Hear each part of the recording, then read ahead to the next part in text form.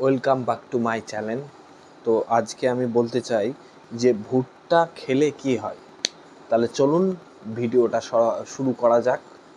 ভুট্টা হচ্ছে এমন একটা জিনিস, আমরা ভুলে গিয়েছি ভুট্টার কথা, ভুট্টার সম্বন্ধে, যে ভুট্টার একটা গাছে কতগুলো ভুট্টা ধরে, ভুট্টাকে কিভাবে পুড়িয়ে আমরা খেতে পারি, ভুট্টা খাওয়ার সময় আমাদের কোন দ্রব্যগুলো প্রয়োজন।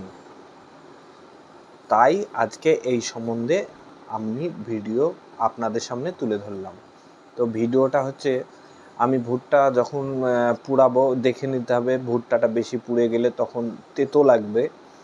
তারপর ভুট্টা পুড়ানোর পর আমরা লবণ ইউজ করব ভুট্টার ভিতরে। তারপরে আপনি একটুখানি লেবু দিতে পারেন ভুট্টার মধ্যে, ভুট্টাটা আরও সুন্দর লাগার জন্য, টেস্ট বাড়ার জন্য। আর বেশিরভাগ ক্ষেত্রে ভুট্টার মধ্যে আপনি বিট লবণটা ব্যবহার করতে পারেন। তো বন্ধুরা, আজ আমার ভিডিও দেখে যেটুকু আপনাকে শিক্ষামূলক যে কথা বললাম অবশ্যই মাথায় রাখবেন। আর ভুট্টা পোড়াতে গেলে সবথেকে ভালো হয় গনগনে আঁচের আঁখা যদি আগুন থাকে, সেই আগুনে আপনি ভুট্টাটা পোড়াবেন। আশা করছি আপনার ভুট্টাটা খুব সুন্দর লাগবে খেতে এবং মিষ্টি।